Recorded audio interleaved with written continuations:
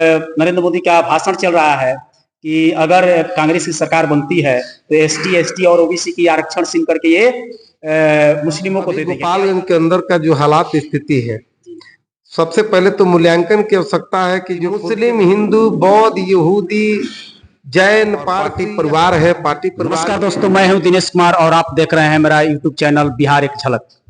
मेरे चैनल में आप सभी का स्वागत है और आज मैं उपस्थित हूं माझा में और यहाँ पर जो है राजद के पूरे कार्यकर्ता लोग बैठे हुए हैं और इन लोगों की कुछ आपसी मीटिंग थी चुनाव को लेकर के और ये दिन रात एक करके मेहनत पर लगे हुए हैं और इन सबका सोच है कि अब की बार किसी प्रकार परिवर्तन कर देना है।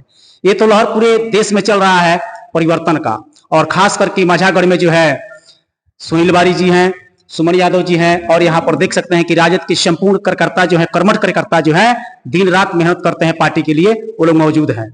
तो मैं आज उपस्थित हूं और इन लोगों से कुछ मैं सवाल करूंगा कि पार्टी को लेकर के, चुनाव को लेकर के लोग कैसे सोचते हैं, कैसे काम करते हैं और आगे क्या करना है और इनके नेता का जो है रोड मैप क्या है, अगर वो जीतते हैं तो क्या करेंगे, इसको लेकर के मैं बात करूंगा। और ये है सुनील बारी जी। सर, आपको मेरे चैनल में स्वागत है। बहुत बहुत धन्यवाद आपकी यूट्यूब चैनल का। सर, मेरा सवाल है कि आप लोग इतना कर्मठता से एकदम मेहनत कर रहे हैं और आपके जो प्रत्याशी हैं, जो युवा हैं, और उनका रोड मैप क्या है?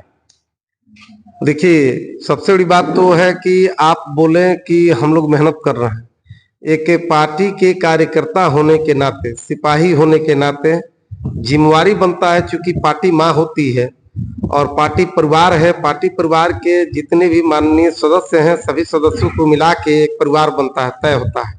राष्ट्रीय जनता दल एक बहुत बड़ा कुनबा है, बहुत बड़ा परिवार है। परिवार के नेतृत्व करता ही इच्छा शक्ति वाले व्यक्तित्व के धनी व्यक्ति हैं हम लोगों के अभिभावक राष्ट्रीय जनता दल के राष्ट्रीय अध्यक्ष आदरणीय लालू प्रसाद यादव जी। उनके सुपुत्र हम लोगों के पार्टी के ही नहीं बल्कि इस प्रदेश बिहार जैसे प्रदेश का नेतृत्व कर बतौर उप मुख्यमंत्री जो 17 महीना में गठबंधन में रह के पूरी दबाव के बावजूद जो काम किए, सर्वविदित है, सभी लोग इस बात को जानते हैं कि चूंकि उनका सीधे तौर पर रहा कि आज जो देश के अंदर हालात और स्थिति उत्पन्न हो रही है, देश एक गुलदस्ता है, गुलदस्ते में अन्यायन फूल लगे हुए हैं, उन सारे फूलों की जिम्मेवारी उस बगीचे के रखवार की होती है। मुझे लगता है कि देश भारत जो है पूरे विश्व पटल पर एक समृद्ध, शक्तिशाली, अपने आप में अपनी संस्कृति और सभ्यता से जानी जाती है और उस स्थिति में जो भारत है, जम्मू कश्मीर से लेकर कन्याकुमारी तक विगत दिनों में जो नेतृत्व करता रहे देश के आदरणीय प्रधानमंत्री नरेंद्र मोदी जी, निश्चित रूप में उनसे हम ही नहीं, जनमानस भारत की कार्यशैली से बड़ी नाखुश है, दुखित है।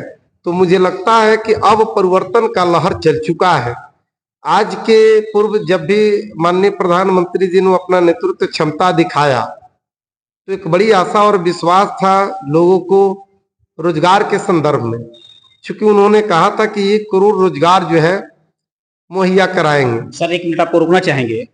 आपके पार्टी द्वारा जो मैनिफेस्टो जारी किया गया है, अब भाजपा का जो द्वारा जो है मैनिफेस्टो जारी किया गया है, तो भाजपा के मैनिफेस्टो में कहीं सरकारी नौकरी की बात नहीं है, बिल्कुल नहीं है। तो क्या इस मैनिफेस्टो के आपके जो कार्यकर्ता हैं, आपके जो वर्कर हैं, वो जा करके मैनिफेस्टो में जो अंतर है वो लोगों को दिखा रहे हैं, समझा पा रहे हैं? मैं वही बात बता रहा था कि चूंकि जिनका उद्देश्य सकारात्मक होता है उनके कुछ एजेंडे होते हैं, जिनका उद्देश्य ही नकारात्मक हो उनका न कोई एजेंडा होता है और न ही कोई उद्देश्य होता है। भारतीय जनता पार्टी की देश के अंदर सरकार है। सरकार जो चली है वह सिवाय मात्र हिंदू, मुस्लिम, पाकिस्तान, भारत, इन मुद्दों पर चला है। जी, हम सुने थे आदित्य जगन्नाथ का भाषण कि यहाँ पर ऐसा बटन दबाइए कि इटली में इसका आवाज गूंजे। तो जनता को तो काम है यहाँ से ना, इटली से क्या मतलब है? बार बार इटली और पाकिस्तान का नाम क्यों लेना पड़ता है? अच्छा, एक बात बताइए, जब मेरे घर का बच्चा कुपोषण का शिकार होगा तो मैं पड़ोसी से क्यों पूछने जाऊंगा कि पहलवान कहाँ पैदा होगा? भारत पहलवानों का जगह है। भारत समृद्ध, शक्तिशाली, संपन्न राष्ट्र के रूप में आता है और यहीं के लोग अगर कुपोषण के शिकार होंगे, यहीं के लोग बेरोजगारी में दर दर भटक रहे हैं, युवाओं का यह देश है, जहां स्वामी विवेकानंद जी ने ही पहले कह दिया आज के डेट में 1,52,51,59 करीब करीब आप देख लीजिए आबादी व्यापक पैमाने पर 20 करोड़ 30 करोड़ प्रति वर्ष बढ़ते जा रहे हैं। और उस देश के अंदर यह बात किया जाए कि हमारे यहाँ चुनाव हो तो इटली में इसका आवाज गूंजे, इसका मतलब जो भारतीय मूल्य के हमारे नेतृत्व लोग हैं, विपक्ष के लोग हैं, उनको यह विदेशी समझ बैठे हैं। यह बड़ी दुर्भाग्यपूर्ण घटना है। मैं इन बातों पर नहीं जाऊंगा, छोटी मुंह बड़ी बात, हम लोग छोटे कार्यकर्ता हैं।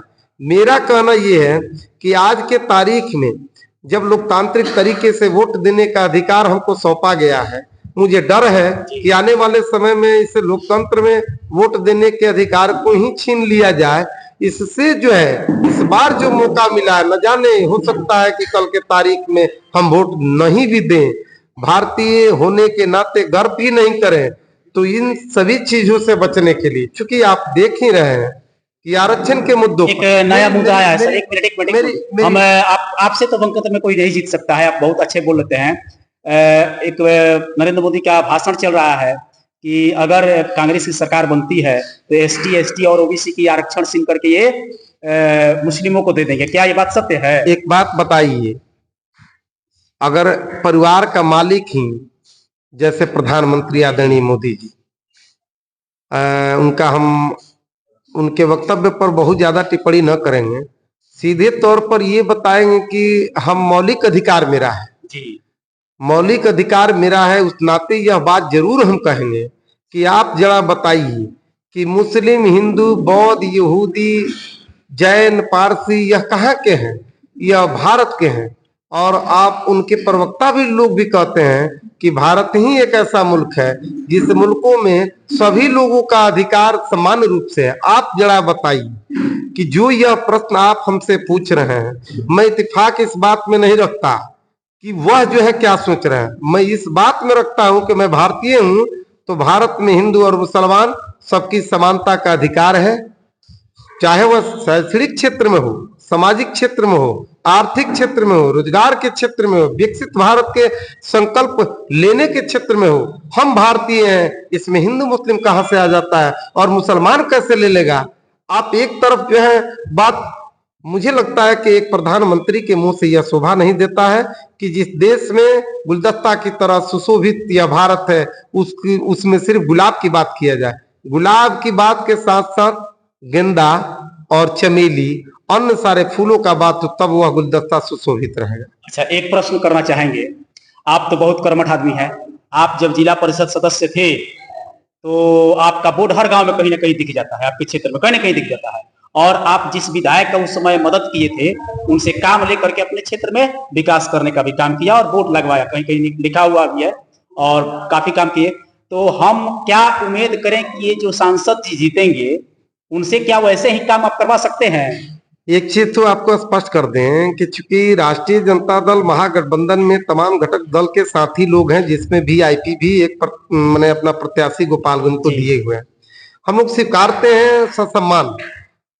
चूंकि आप बोले कि वह कर पाएंगे, युवा और वृद्ध में एक अंतर है। दोनों को एक पटरी पर दौड़ाया जाए तो मुझे लगता है युवा 2 कदम आगे रहेगा। उस गार्जियन का सम्मान है, लेकिन थक चुके हैं। जैसे नीतीश कुमार जी, वैसे ही जो है आलोक कुमार सुमन जी भी थके हुए हैं। इसी के लिए हमारे युवा प्रेमनाथ चंचल जी जो वीआईपी के प्रत्याशी, उनका चुनाव चिन्ह पर्स है, लेडीज पर्स।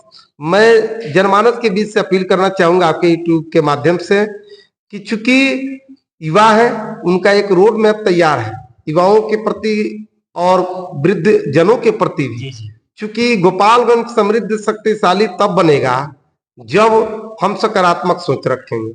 वह जो है शिक्षा के क्षेत्र में पीजी किए हुए हैं। अच्छा, शिक्षा के क्षेत्र में आएंगे तो क्या बदलाव करेंगे?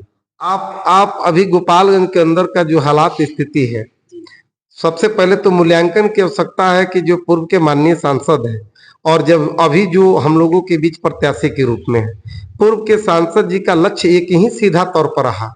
बड़े बड़े पैमाने पर उनकी बारी आई, बात आई, और छोटे छोटे कार्य भी नहीं हो पाए।